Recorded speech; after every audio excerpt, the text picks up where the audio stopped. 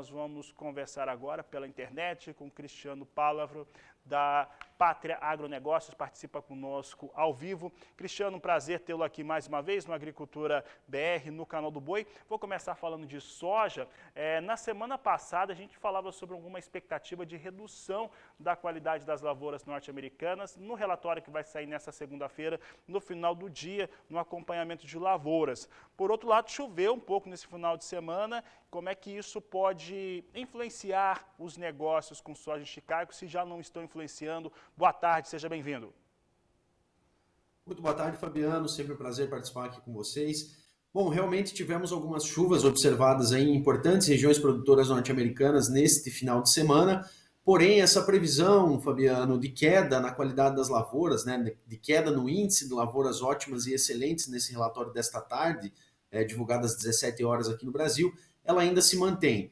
Até porque esse levantamento ele é feito ao longo da semana, né? Então essas chuvas do final de semana ainda não interferirão nesse resultado. A expectativa do mercado em geral é que a condição ótima e boa, tanto para a soja como para o milho, mas em especial para a soja, caia aí até 2 a 3%.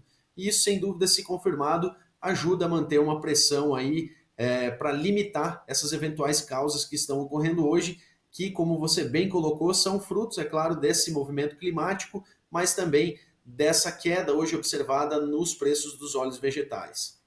Então tivemos essa queda no preço dos óleos vegetais, veio da Ásia, né, primeiramente, e depois isso veio, né, de uma certa forma como dominó, chega em Chicago, cai o óleo de soja em Chicago, está caindo mais, e soja também vai recuando. Esse é um cenário de momento, então, Cristiano, relacionando aí com os óleos negociados na Ásia? Sim, na Ásia o óleo mais consumido, e acaba sendo o óleo mais consumido no mundo também, é o óleo de palma, né? E ele vem com uma queda bastante abrupta hoje nas bolsas lá do Oriente. Essas quedas são justificadas por uma demanda de exportação um pouco abaixo do esperado no mês de julho, mês esse já concluído, né? Então os números de julho ficaram um pouco abaixo das expectativas e isso motivou essas quedas que são observadas hoje. É claro que esse mercado de óleos vegetais ele é todo coligado, digamos assim, né? Então, se temos uma pressão sobre o óleo de palma, consequentemente afeta o óleo de soja e, por consequência, também acaba afetando o grão de soja. Mas é importante dizer, né, Fabiano, que o cenário em geral ainda olha com mais atenção para a questão climática. E pelo menos até o dia 12, 13 de agosto, são chuvas sucintas ainda esperadas lá nos Estados Unidos. Então, a gente tem uma perspectiva de que a safra americana, que hoje é uma super safra pela avaliação do USDA, ela tem uma probabilidade muito maior de cair, né, a produção do que propriamente de subir. Então o mercado ainda se sustenta nisso. Observa as condições de lavouras em relação ao que o USDA projeta hoje de produtividades, isso parece não estar está um pouco desencontrado. Então a expectativa é que já no relatório do dia 12 agora, do dia 12 de agosto, a gente já possa ter redução dessa produtividade para a soja e para o milho, e isso já vai refletir numa oferta um pouco menor.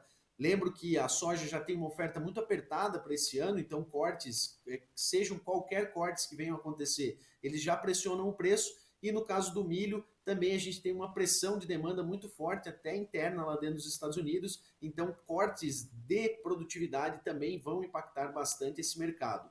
Já até saliento que o milho é uma cultura que perdeu muito aqui no Brasil, então perdas em outros grandes produtores afetam o mercado em geral.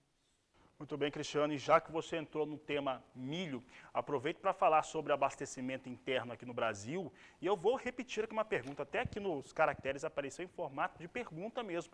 Essa pergunta nós recebemos algumas vezes durante as últimas semanas em relação à Argentina.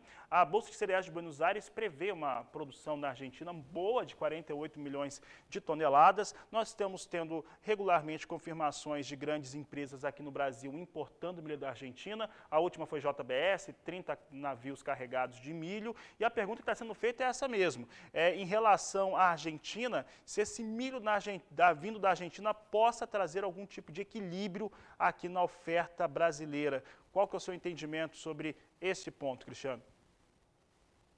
Sim, Fabiano, é importante ressaltar que até o momento a gente recebeu pouco menos de 1 milhão de toneladas de milho vindo de fora do país. 90% do que já entrou no Brasil em 2021 não vem da Argentina, vem do Paraguai, que é um fornecedor mais cativo, vamos dizer assim, de algumas regiões brasileiras. Daqui em diante é o milho argentino que predominará nas importações. Os preços de importação, a paridade de importação justifica esse maior interesse de importação, já que o milho colocado aqui dentro do Brasil, vindo da Argentina, ele ainda é mais barato do que o milho físico, né? O milho dentro, no interior do país, especialmente quando a gente olha milho do Mato Grosso do Sul, milho do Centro-Oeste destinado ao sul do Brasil. Então esse milho chegaria mais caro do que o milho argentino, então isso justifica essas importações. Quanto à pergunta sendo mais direto, ele ajuda a equilibrar o mercado? Sem dúvida ajuda, é necessário que a gente traga esse milho. Mas é importante lembrar que a quebra de safra esse ano ela está muito agressiva. Tínhamos uma probabilidade, uma perspectiva de produção em torno de 110 milhões de toneladas lá no início da safra, somando verão e segunda safra. Agora essas estimativas estão na casa de 80, então são 30 milhões de toneladas que deixarão de ser colhidas. Isso é mais do que a gente conseguiria importar. É claro que a gente, por outro lado, também vai ter uma restrição de exportação bastante grande, porém essa restrição não vai ser completa. A gente ainda, pelo menos na nossa estimativa, vai exportar pelo menos 15 a 18 milhões de toneladas. Então essa entrada de milho argentino ela é necessária para fazer esse balanço de oferta aqui dentro do país, já que os setores consumidores vão sim encontrar dificuldade de oferta de milho brasileiro, principalmente a partir do último trimestre de 2021 e na entrada de 2022. Cristiano, em relação ao momento e principalmente ao primeiro semestre do último ano, aqui a nossa observação do Agricultura BR, da equipe do Canal do Boi, é nós termos um primeiro semestre, principalmente o primeiro trimestre, ali entre fevereiro e principalmente o mês de março, com uma dificuldade muito maior de ter o cereal disponível aqui no Brasil. Essa realidade, a Pátria acredita que possa ter talvez um problema maior a partir do ano que vem, fevereiro e março, principalmente? Acreditamos que sim, Fabiano. Hoje, quando a gente olha o balanço de oferta e demanda, já considerando essa safra quebrada aqui no Brasil, exportações menores do que a estimativa inicial, mas ainda na casa de 18 milhões de toneladas, e uma importação que hoje é estimada por nós entre 3,5 milhões de toneladas, ainda assim a gente teria estoques finais, né, ao final de janeiro, início de fevereiro do ano que vem, nos menores níveis dos últimos anos. Só não seriam menores ainda do que o ano de 2015, quando a gente também teve uma grande quebra de safra, 2015 e 2016. Mesmo assim, esses estoques podem ficar ainda menores, porque a colheita está acontecendo e os resultados realmente têm decepcionado em boa parte das regiões, com destaque para o Paraná, com uma colheita muito atrasada e com produtividades bem abaixo do esperado. Já era baixa a expectativa e ainda está se mostrando mais baixa.